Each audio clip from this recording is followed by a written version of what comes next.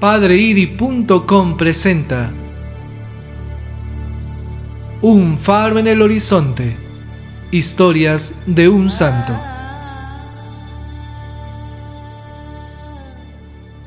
...25 de febrero... San Toribio Romo González. Nació en Santa Ana de Guadalupe, Jalisco, México, en el seno de una familia muy religiosa. Ingresó a los 13 años en el Seminario Auxiliar de San Juan de los Lagos, donde fue un seminarista ejemplar. Inscrito en la Acción Católica, promovió obras de apostolado y sociales. En 1912, con tan solo 12 años, ingresó en el Seminario de Guadalajara. Fue ordenado sacerdote 10 años después, en 1922. Fue vicario cooperador sucesivamente en las parroquias de Sayula, Tuxpan, Chahualia y Cuquio, donde fue coadjutor de San Justino Arona, y luego fue vicario con funciones de párroco en Tequila, sabiendo que arriesgaba la vida. Era un gran devoto de la Eucaristía y fundó la Cruzada Eucarística, e igualmente era un gran devoto de María. Socorrió cuanto pudo a su familia, porque eran muy pobres, pero eso no le impidió que se dedicara en cuerpo y alma a su ministerio. Su desprendimiento llegó a ser heroico. En Tequila, población muy poco religiosa, Toribio estableció un centro en una antigua fábrica abandonada.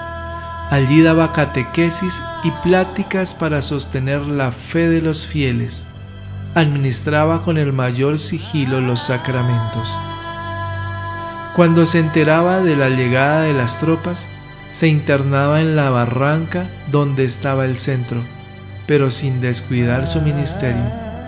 Estuvo acompañado de su hermano Román, sacerdote, y de su hermana María, a quien llamaba cariñosamente Kika, y quien lo patrocinó desde niño en su vocación religiosa. En 1927, mientras celebraba una primera comunión de 20 niños, se ofreció a Dios por la paz de la Iglesia en México.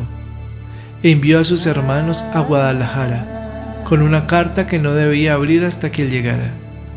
Luego puso en orden todos sus asuntos, y mientras dormía con su hermana María, un delator llevó a los federales donde estaban los dos hermanos. Él dijo quién era y pidió que no dispararan, pero dispararon contra él. Se dirigió a la puerta y se echó en brazos de su hermanita María. Ella le consoló diciéndole: «Valor, Padre Toribio, Jesús misericordioso, recíbelo. ¡Viva Cristo Rey!». Toribio murió mirando a su hermana, Kika. Los federales tomaron el cadáver y lo arrojaron delante de la presidencia municipal de Tequila. Su hermana María fue arrestada. La familia Plasencia recogió el cadáver y lo veló, acto al que acudieron muchos fieles. Fue enterrado. Su hermano Román abrió la carta en la que se le recomendaba que cuidara de sus ancianos padres y su hermana, y que cumpliera algunas misas que debía. Años más tarde, su cadáver fue llevado al pueblo natal. Fue canonizado por San Juan Pablo II el 21 de mayo del año 2000. El padre Toribio Romo González es uno de los santos mexicanos actualmente más conocidos en el país y también en los Estados Unidos. Se le conoce popularmente como el patrono de los mojados, es decir, de los obreros mexicanos que pasan temporadas en los Estados Unidos en busca de su sustento familiar. Muchos de ellos, en la actualidad, se encomiendan a su protección y no quedan defraudados. Algunos fines de semana, la población de Santa Ana, Guadalupe, que cuenta con 300 habitantes en la región de los Altos de Jalisco, contempla la llegada de más de 50 autobuses repletos de peregrinos de diversas partes del país, quienes van a rezar ante la tumba de Santo Toribio Romo, a pedirle favores o también a agradecerle su protección durante algún momento difícil, mientras se encontraban de jornaleros en el vecino país norteño. A la entrada de la población se levanta un arco monumental de cantera rosa, erigido en el año 2000, año de su canonización, por un grupo de agradecidos braceros de Zacatecas que le reconocen como su protector. Se cuentan algunos casos singulares, entre ellos el del señor Jesús Buendía, un campesino zacatecano de 45 años, quien en la década de los 80 decidió pasarse como indocumentado a California en busca de empleo en alguna plantación agrícola. Un pollero en Mexicali le hizo cruzar la frontera, pero fueron descubiertos por la patrulla de vigilancia y aquel hombre lo abandonó a su suerte. Buendía se internó en el desierto para escapar de la guardia. Después de caminar varios días por veredas desoladas y desfalleciendo de calor y sed, vio acercarse una camioneta.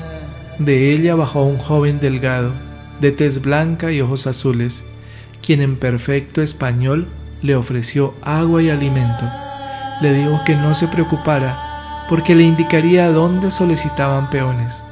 También le dejó unos $, como ayuda. A manera de despedida, aquel buen samaritano salido del desierto le dijo: cuando tengas dinero y trabajo, si vuelves a México, búscame en Jalostotitlán, Jalisco. Pregunta por Toribio Romo.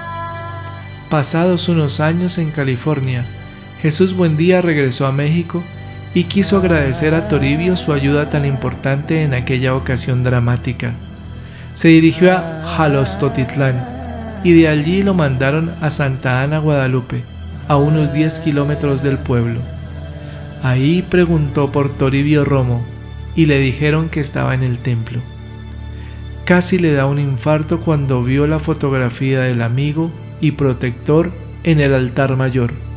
Supo que se trataba del sacerdote Toribio Romo, asesinado durante la Guerra Cristera. Desde entonces se encomienda a él cada vez que va hacia los Estados Unidos para trabajar. Despierta el interés conocer por qué este santo jalisciense, muerto a los 27 años, se ha constituido en el protector de los trabajadores que emigran al gran país del norte en busca de mejores medios de subsistencia. Dios lo sabe seguramente. Hay algunos datos de su biografía que hacen entrever su preocupación, desde muy joven, por mejorar la situación de los obreros y su progreso social y moral. Tal vez por haber experimentado en su propia carne desde pequeño las duras condiciones de la pobreza y el trabajo, pues Toribio, siendo niño, ayudó como pastor para colaborar en el sustento familiar. Además, está el hecho de haber nacido en una tierra de emigrantes que saben las penurias que se pasan lejos de los seres queridos. Los datos principales de la vida y martirio de este santo sacerdote son bastante conocidos. El padre Toribio no había cumplido aún 27 años cuando fue asesinado por un grupo de soldados del gobierno y campesinos agraristas, contrarios a los cristeros, en el lugar donde había una fábrica de tequila en Aguascalientes, Jalisco. Llevaba apenas 4 como sacerdote, pues había sido ordenado muy joven, poco antes de cumplir los 23 años. El domingo 26 de febrero, en imponente procesión por la tarde, todo el pueblo condujo el cadáver del sacerdote mártir al cementerio, llevándolo triunfante en hombros. Era su canonización popular. Finalmente, después de 3 días de hambre, sed, burlas e insomnio, y con el dolor de no haber podido acompañar a su hermano en el entierro, María fue liberada por aquellos hombres indignos que no merecen el título de soldados. Llevaba a la pobre sus humildes vestidos, aún manchados con la sangre de su hermano, y en el alma las huellas del martirio moral a que también la sometieron los verdugos. Ella se trasladó a Guadalajara, donde sus familiares la recibieron con un gran abrazo, entre abundantes lágrimas y con todo el amor que ameritaba. Aunque demacrada y débil, María supo consolar a su familia con estas palabras admirables de una mujer de fe: no debemos llorar, el padre Toribio ya está en el cielo, démosle gracias a Dios porque le concedió la palma del martirio que él quiso sufrir por el triunfo de la Iglesia. Sobre la durísima situación del catolicismo en México, en la carta Iniquis Afflictisque del 18 de noviembre de 1926, el Papa Pío XI escribe: los sacerdotes por su parte imitaron maravillosamente e hicieron propia la constancia de los obispos en medio de las mayores calamidades. Los ejemplos egregios de virtudes que ellos nos han dado y de los cuales hemos recibido nosotros gran consuelo, los proponemos y los alabamos ante todo el universo católico, porque son dignos de ello.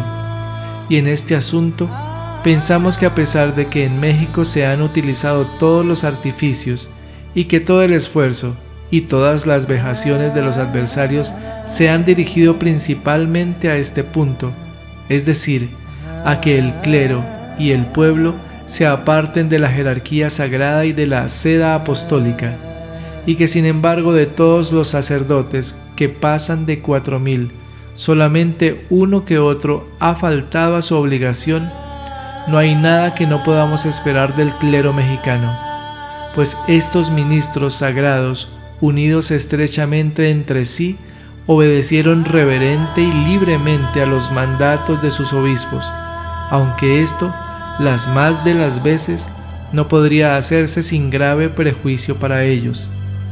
Debieron sobrellevar con paciencia y fortaleza la pobreza y la necesidad. Debían celebrar misa en privado, mirar por las necesidades espirituales de los fieles en la medida de sus fuerzas y fomentar y mantener el fuego de la piedad en todos. Y además, con su ejemplo, con sus consejos y exhortaciones, procuraban levantar la mente de los fieles hacia lo alto y confirmar los ánimos para perseverar pacientemente.